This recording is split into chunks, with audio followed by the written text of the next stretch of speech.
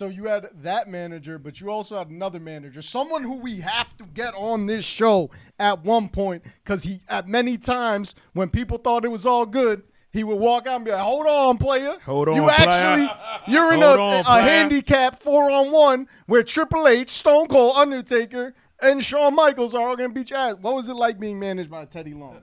Holla, holla, holla, player. Holla, holla. You're going to go one-on-one with The Undertaker. Yeah. Being with Teddy was one of the coolest times because that brother was as cool. He was as smooth as the other side of the pill. Like, that's the dog you wanted to be around. He had tons of history in the business and tons of knowledge that he handed to me nightly. So to be managed by him, to walk out to the ring to him, to hear him yell stuff from the floor, man, I consider myself lucky to have been in his corner, to be with him, because he was one of those guys I grew up watching. You know, Teddy Long was that referee from the NWA, right, from WCW. Then he managed Doom, Ron Simmons, who became, who's like my dad. So I fell in line with one of the greats, and I admire my time and cherish my time I had with Teddy. So that was a tag team that failed, low point, but you've been in a lot of tag teams. Mm-hmm. What's your favorite? What's your favorite tag team? Tag team, maybe gimmick, or tag team partner? Maybe it's I'll put it like this, and it's probably nothing you guys ever saw, but after I left WWE, I went over to Japan for a long time. Yeah. And I went over with Bull Buchanan. You guys remember Bull Buchanan? Yeah. And so he and I won the GHC tag team titles in Noah together. And to me, that is my favorite tag team partner, my favorite tag team moment. The fact that we won gold in Japan, which is hard for an American to do, particularly in a both American tag team to do, really meant something special to us. So that's like, I love my time with them. In fact, and I'll say this now, which I'm going to ruin the surprise. Right now, I have 2 copies of the GHC tag team titles being made right now. One is being sent to me, and one is being sent to Bull Buchanan. And in that will be a note saying, "Thank you for the greatest time of my life." So fine. That's an Attitude Era exclusive, too. That lets you know right there. That lets you know right there what he means to me and what that time together meant. Yeah. So you had some moment. You said how people may not know. I saw a moment that people may not know. You, at OVW, wrestled Batista before he was Batista. I'm sure you wrestled a lot of people before they even blew up. What was that like? It was fun because he was down there and Jim Cornette asked me to come down.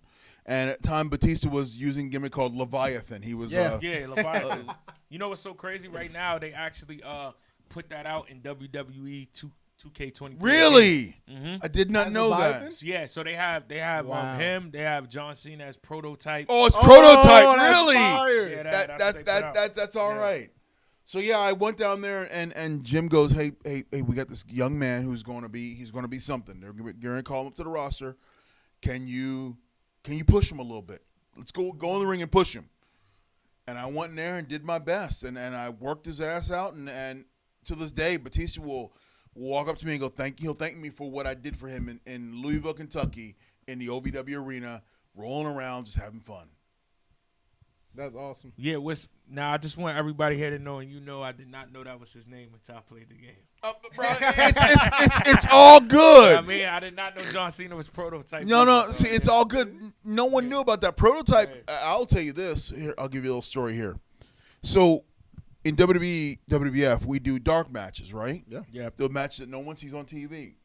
So for about a year, John Cena kept coming in as Prototype.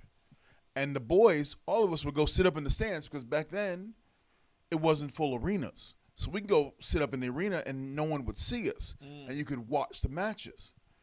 And we would laugh at John Cena going, he's so robotic. Yeah. He's so robotic. But then he came one day and he had a flow to him. And you were like, wait a minute, that's the same dude?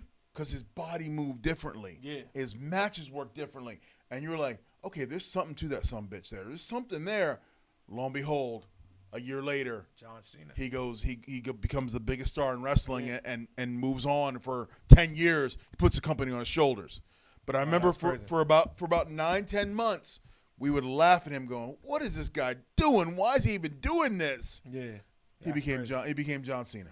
So Prototype hold to on. John Cena. We talked about Batista. We talked about John Cena. We talked about The Rock. Yep. You hinted at him acting. I gotta ask you, who's the best? Who's the best actor?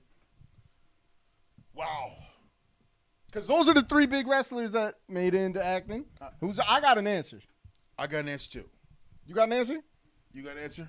I mean, I'm gonna have to have one. We're gonna put you on the spot, bro. Yeah. You quick with it. Come on, I'm putting you on the spot now. We'll start with D-Lo. We'll start with Well, no, D-Lo. I'm gonna go last because I got somebody's off the board. Oh, okay. So okay. I think Batista. I think he has a huge range. Great range. I think he's shown more range. The Rock I love The Rock's movie. It's one note. I love him though. I feel you. John Cena, I think, is on the steps to possibly become. John Cena is comedic, entertaining. Yeah. Can be serious. I'll give you Batista. Batista has shown a ton of range. Yeah. What do you got, dog? I'm gonna go with The Rock, man. Yeah, I knew it. I'm gonna go with The Rock just because, right? They all act great, but what sets it over the top for me is just Young Rock. Right? I feel you. I feel you there. And the reason why I say that is probably just a personal thing because to me that show is so informative. It brings you up to speed on what wrestling is and the Exactly history. How it came about, how it happened. Because basically, like I said, it's a preference. Like Batista got the most range. I feel like John Cena, comedic relief is good, and I feel like The Rock has his own lane with just all those like kid-friendly movies. So you could go any way. So I'm gonna just pick. I feel you. I'm gonna say this real quick before you get no spoilers, but I saw the new Fast and Furious. I think they're trying to push John Cena into a box like they did The Rock. I think Batista didn't allow himself. The Drax role, it's so monumental. But who you got? Best wrestling actor? I got this. Ready for this? Rowdy Roddy Piper.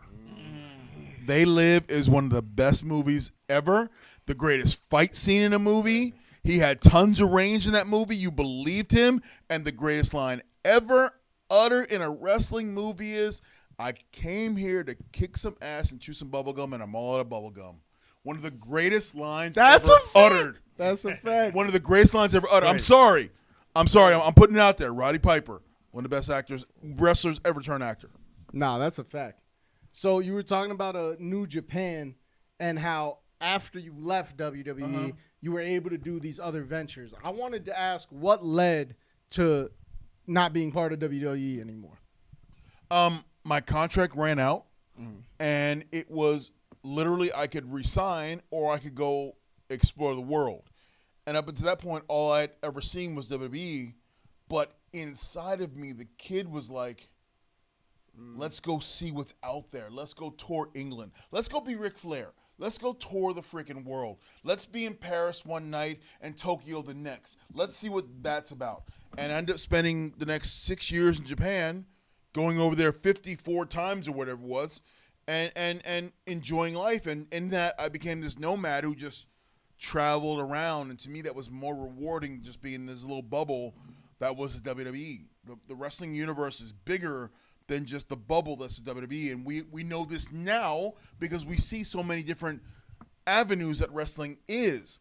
When you got people staying up until 3 o'clock in the morning to watch New Japan show streaming, it lets you know the reach of what this business is. So I wanted to see what was out there. I wanted to explore. So when my contract was up, it was like, let's just move on and go see.